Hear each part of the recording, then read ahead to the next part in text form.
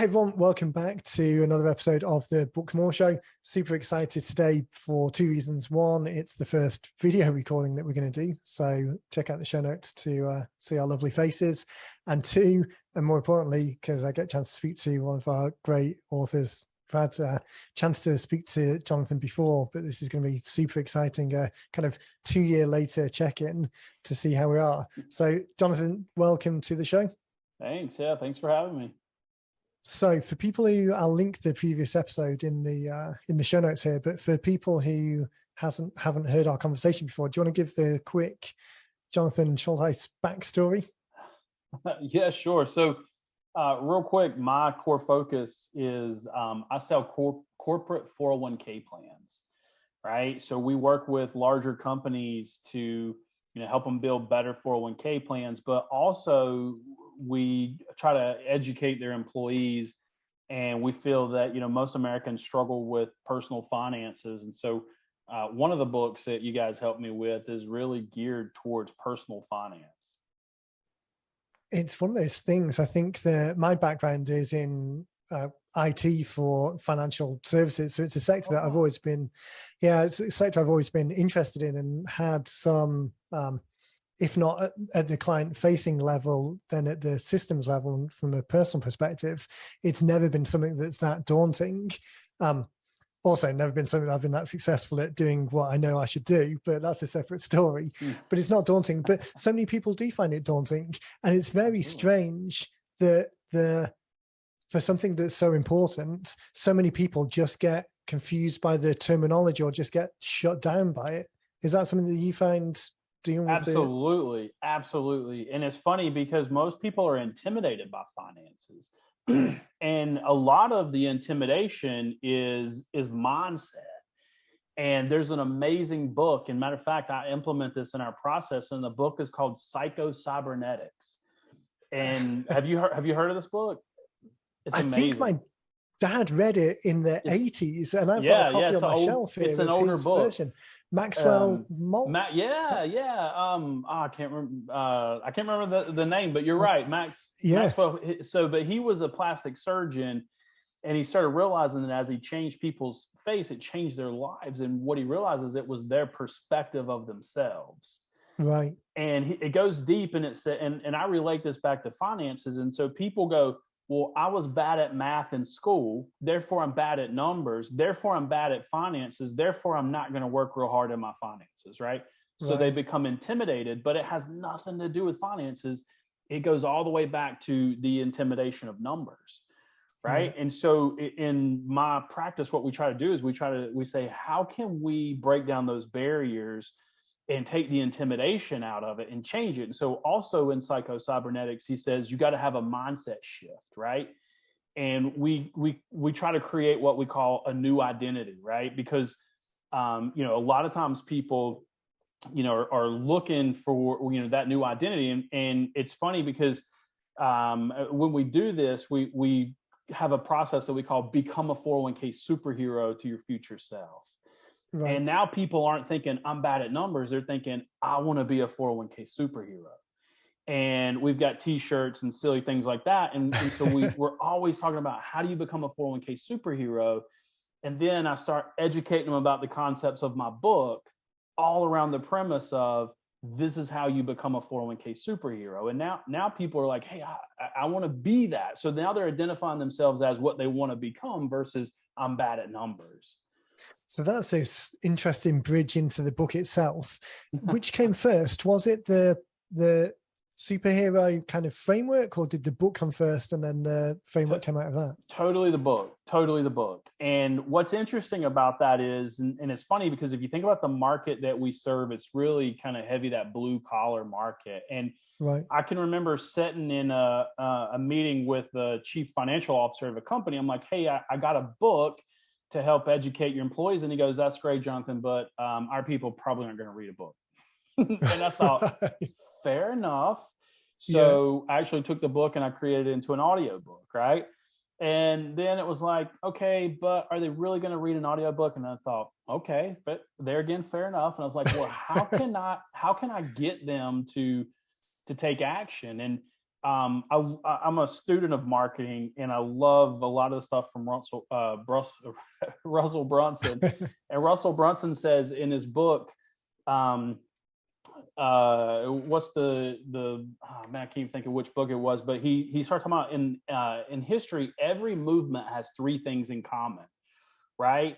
And it's a future-based cause, a new opportunity, and a charismatic leader, right? Every movement in history has these three things in common. And he related it to Christianity and every other movement, even civil rights and everything else, right? And so I thought, how can I create that inside of a plant, inside of a company's culture, and get people to start thinking about their finances? And I thought, okay, well, here's what we can do.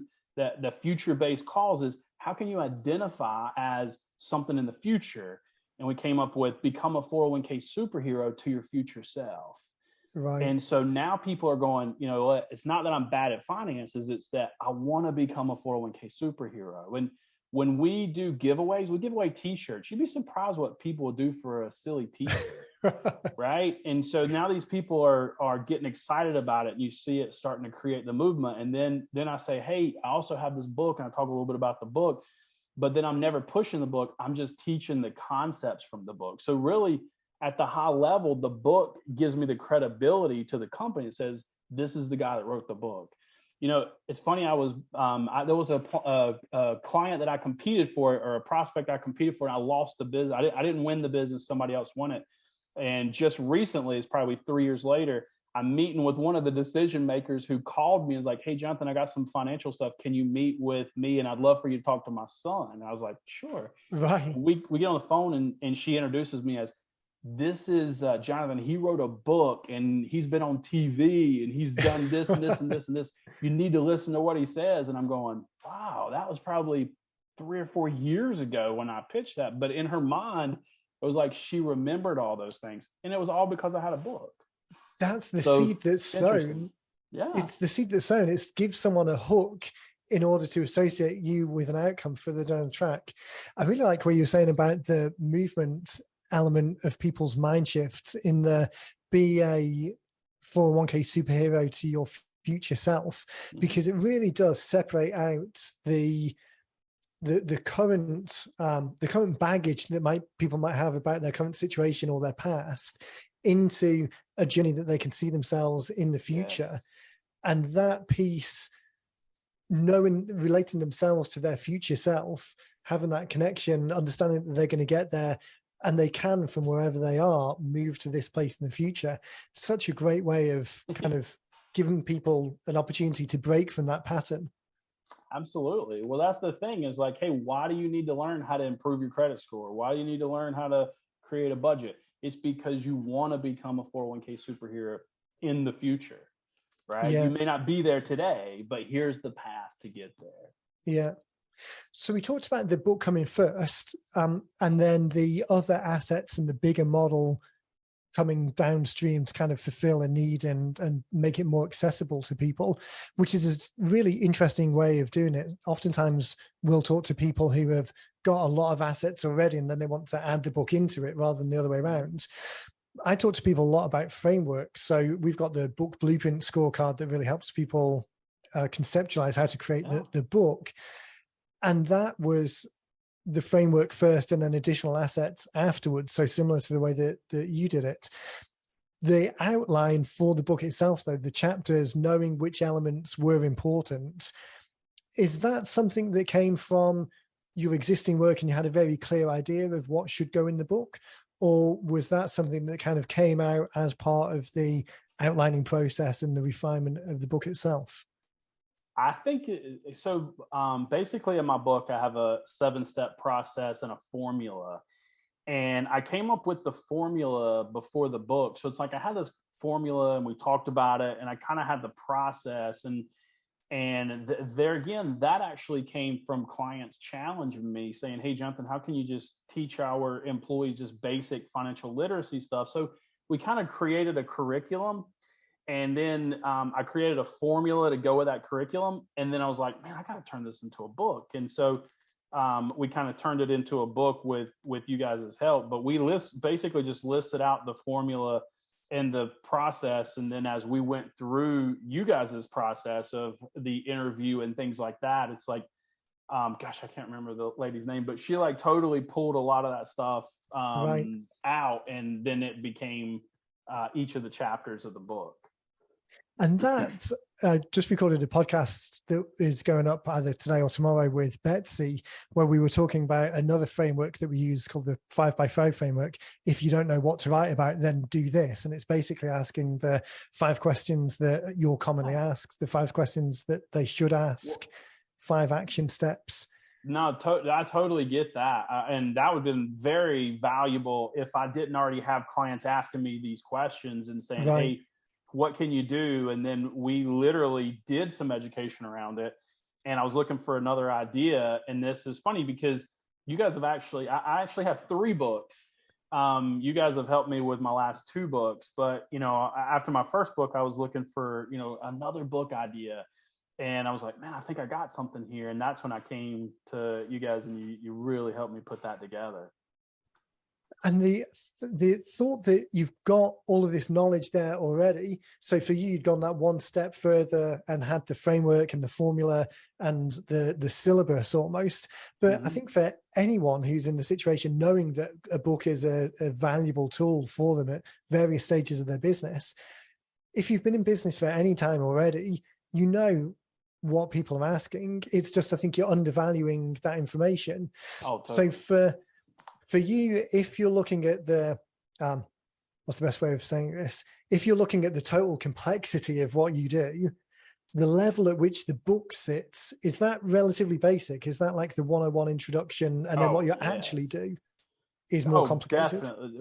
Yeah, very much so. It's basically elementary stuff, right? I mean, it's stuff that's like, oh, that's cool, right? But it's not like, oh my gosh, that's a big difference. And I think a lot of it is, you know, who we're serving is like, we really want to keep it simple, and it's know your audience. And I would bet that my book, I actually brag about this, is probably written at like the 5th or 6th grade level, right? Because that is, I want it to be really simple, because you got to think, I mean, we just said this is, most people are intimidated about finances.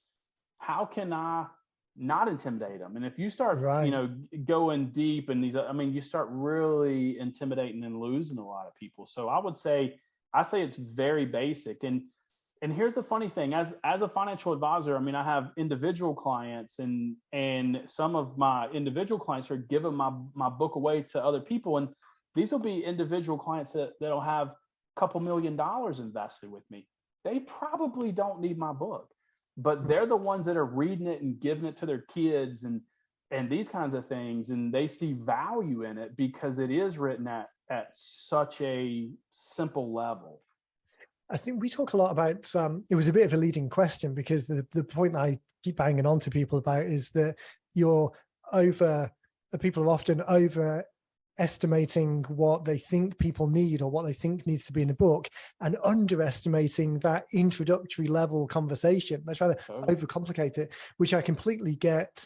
We were talking just before we recorded that my background is IT for financial services companies in the UK.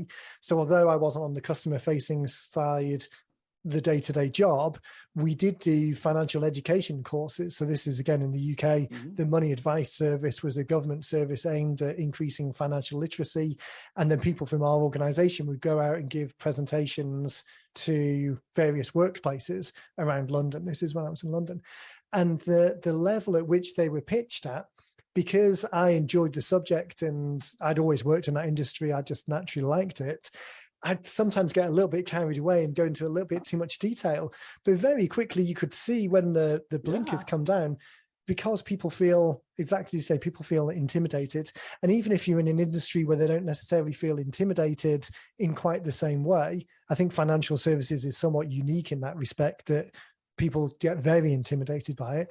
Even if the business isn't that intimidating, there's still a lot of stuff that people don't know, and it overwhelms them quickly. So focusing on the basics, on the introductory questions, there's more than enough information to create a book from that to start that conversation.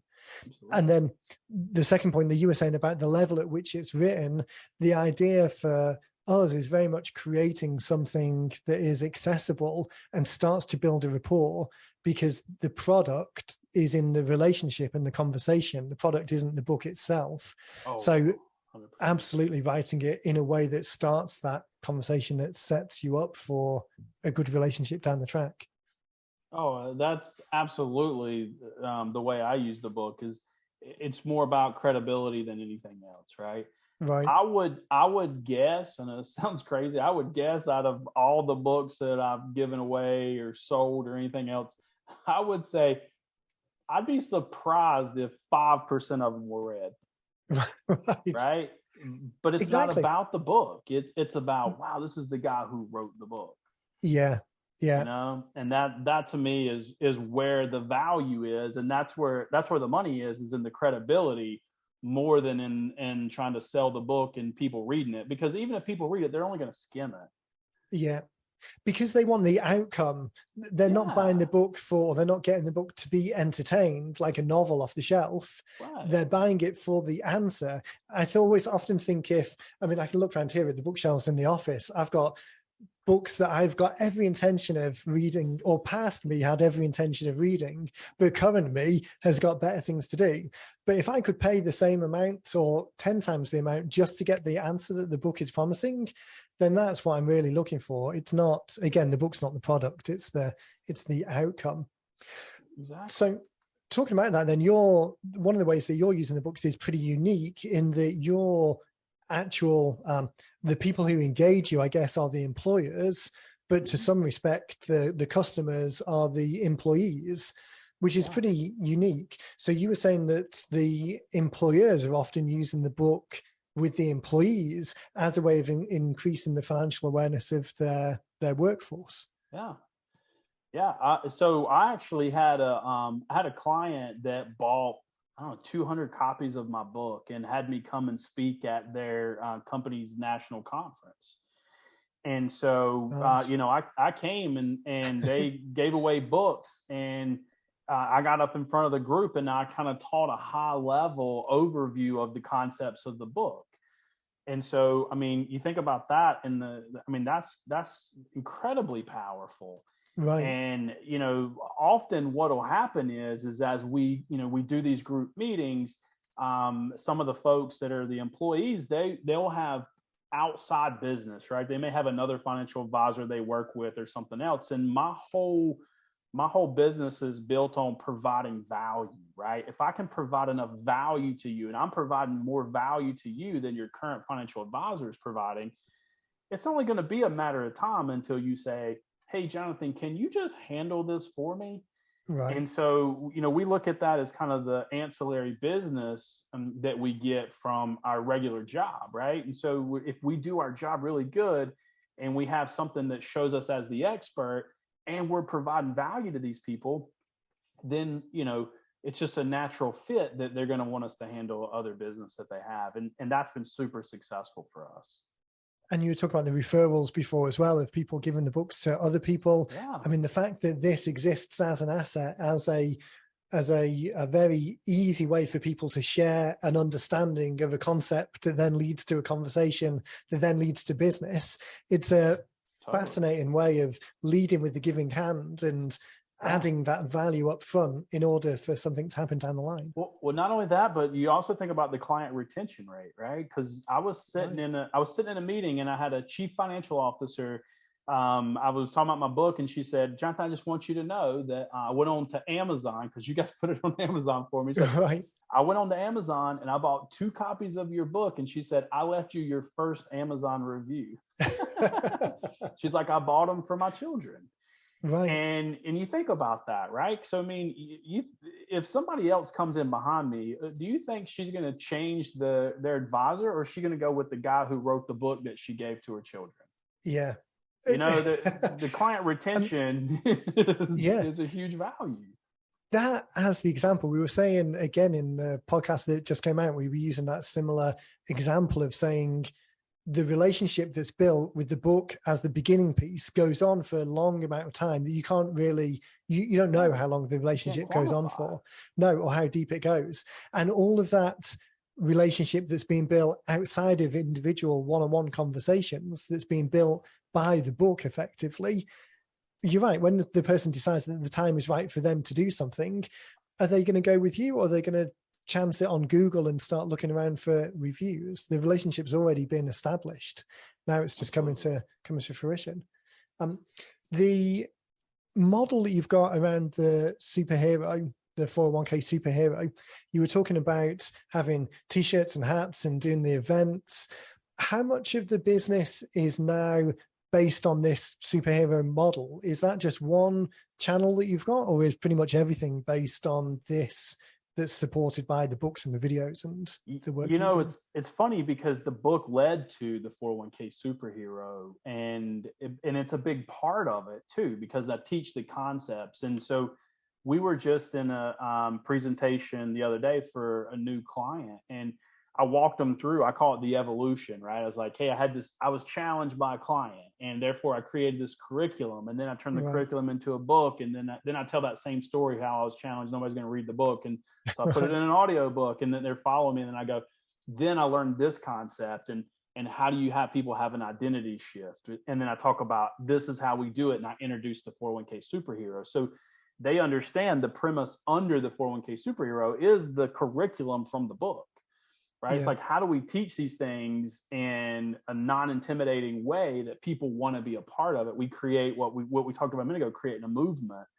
Right. And so people buy into that, and they go, that makes a lot of sense. And so I think I don't know that I would have the 401k superhero concept if I didn't have the book. Right. Right. And to me, it's the foundation. Yeah. It's the foundation of all these things. And so we actually do videos that come out, twice a month for all of the employees that we serve. And so all those videos are concepts from the book, but I sometimes I talk about the book, but very rarely we just talk about, here's how you become a 401k superhero. Yeah.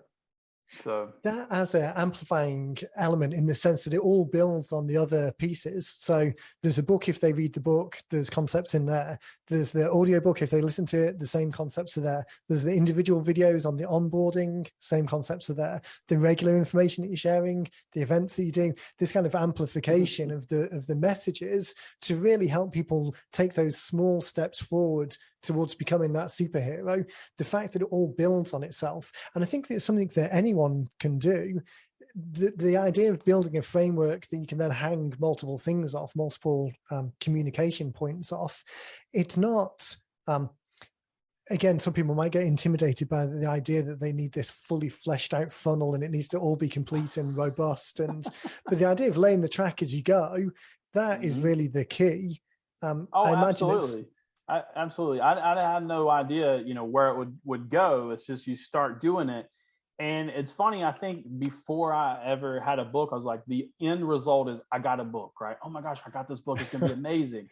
And then you realize once you got the book, I got to market this thing, right? And then it's like you start all over again. And then you go, man, I wish I could do this better, right? And so it's like you keep learning. But I think it was Einstein that said, you can't solve the problem with the same level of thinking that created it. Right. And as you keep uncovering new problems, then you have to create a higher level of thinking, and you solve that problem. And then you just keep building and building on top of it. Right. And so I think that's the strategy. The strategy is you start somewhere and you just provide something into the market. And there was a great book. I think it was called Great by Choice, one of those Jim Collins books. And he wrote about Microsoft, and he said that's how Microsoft was, is they just kept putting stuff out, and then they would tweak it and make it better and better and better. And I mean, Microsoft is huge. And so if it's good enough for Microsoft, why is it not good enough for me? Yeah. And it's similar to the lean startup approach, that whole idea of you can't tell how the market's going to respond. No matter how much time and effort you put into something, it's not until it faces the cold heat of real life that you start getting that feedback. It's one of the reasons why I was just in conversation with someone yesterday talking about the difference between our product and our approach versus a more traditional publishing approach, which is months longer and tens, if not big tens of thousands of dollars more, Exactly. without knowing that you've got a hit on your hands, is far more effective to, like you say, start with something and then see where that goes and pivot from there in something that's relatively time and cost effective to do. That's a much more successful outcome because it gives you that flexibility and freedom to pivot. You're not kind of anchored to the first idea, and who knows where it ends up. Yeah, I think you got to think of it as always evolving, and that's marketing 101, right? Is you got to test it. You got to Right. test it and tweak it, and you're constantly improving it until you find the message that starts to resonate with your target audience. I Yeah. mean, you can't start this process with that already in mind. I think you have to learn it along the way. Yeah. Going back to that Einstein quote that you said, exactly the same. You can't solve the end problem at the beginning. It has to be kind of iterative and develop. Well, I love Dan Sullivan, who says he says it's the you can't. What does he say? It's the different skills that get you out of Egypt than what gets you into the promised land, right? Right. And so you Right. think about that, and it's like that's the direction you want to go, but you just got to start moving. And as you start moving, you start learning. You start going, oh man. Because I forever go, man, I wish I'd have done it like this. I'm like, well, how can I just go ahead and do that now? Right. Do it now. Yes. Right. Exactly. And so it's like, I don't want to go back and have to redo the book. Let's just keep building on top of it. And then I talk about it as a stepping stone. Yeah. Right. And then it's still a presentation I do. Right. And it builds on its credibility as it ages. There is something about the fact that, hey, this is the model that's been working for the last 2 years, 5 years, 10 years. We've iterated and developed on this with hundreds and thousands of clients. And this is the program that we're left with. I guess, particularly as you're talking to more corporate clients, the people that who are directly engaging you are the heads of the CFOs or the finance department in the organization. That long-term credibility and framework that's got some miles under it, that must have a benefit now. So like the oak tree example, the best time to plant it was 100 years ago. The second best time is today. Yeah. One of the questions that I had, and super respect for your time, so I want to wrap up shortly, but one of the questions was this idea of the corporate responsibility for helping employees be more successful. In your time in business, have you seen that change where it's gone more away from we provide a corporate pension and people don't have to think about it to, well, you're on your own and we're not thinking about it, to, well, you're on your own, but we should probably help you? Has that been a development just in the time that you've been working? Absolutely. That's changed a lot. And so there's been a lot more, I would say out of the last probably 4 or 5 clients that we've won, the fact that we come in and educate their participants on finances has been the reason that we've won. Right. There are companies out there that create what they call financial wellness programs and do that. And that's a big thing right now. And so we basically tie that to service in the 401k, right? As a 401k advisor, we're going to offer this as an added benefit, which is to educate your employees. And that has been a huge shift, because it used to be, you're right, it was almost like companies were concerned about what they call their fiduciary responsibility when it comes to their 401k. Now companies are more concerned of, how can you educate my employees? Because if you look at the number one concern of most CFOs, it's employee retention.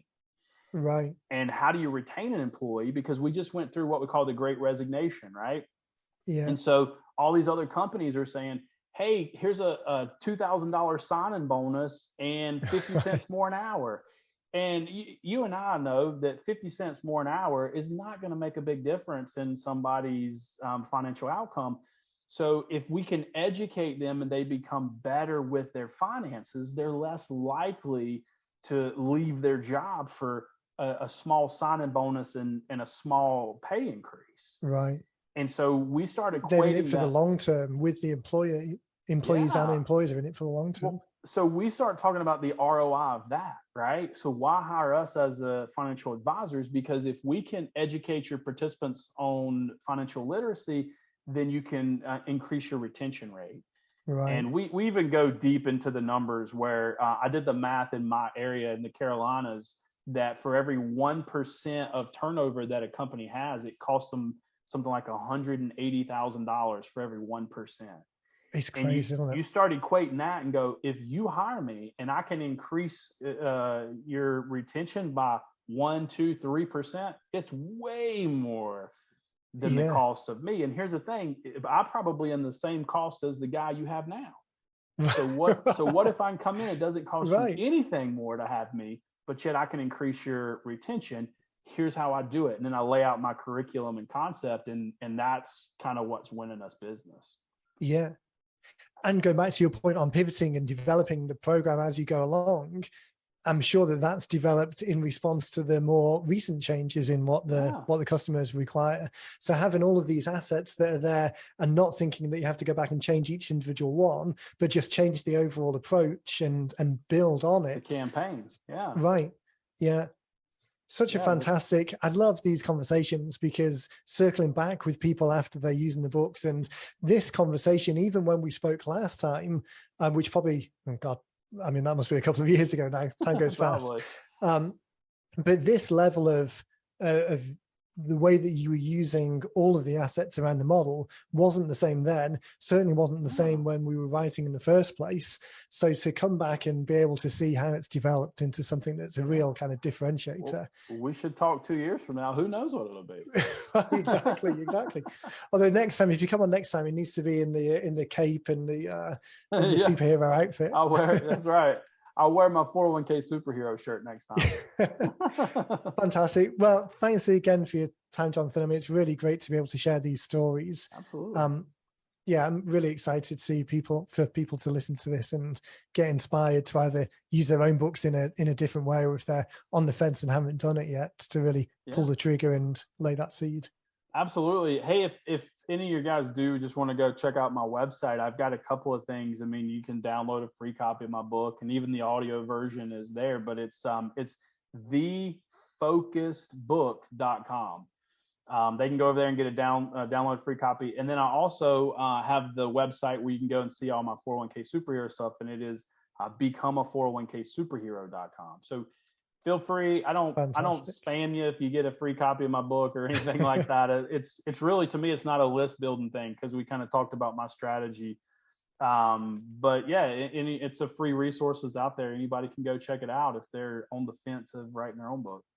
That's fantastic. Well, we'll make sure we put a link in the show notes and email that we send out when we release this as well. Perfect. Okay, buddy. Well, we'll pencil in to check in another couple of years, and maybe passing you as well, back and forth from here in Pennsylvania down to Florida. So maybe we'll grab a coffee as well sometime. There you go. I'm right off the highway. Hit me up. All right. Fantastic. Well, thanks again for your time, and thanks everyone for listening. Always a pleasure. And we'll speak soon. All right, Stuart. See you, buddy. Cheers, buddy.